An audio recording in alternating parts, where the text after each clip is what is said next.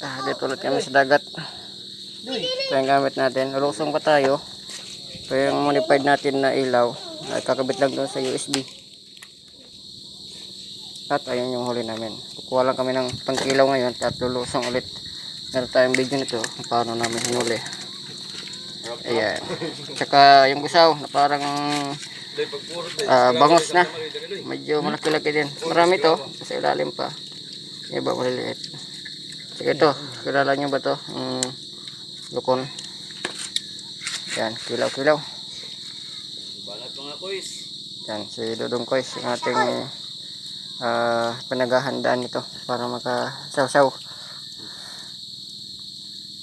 Ayan ha. Kita na video. Kumain ka. Guys.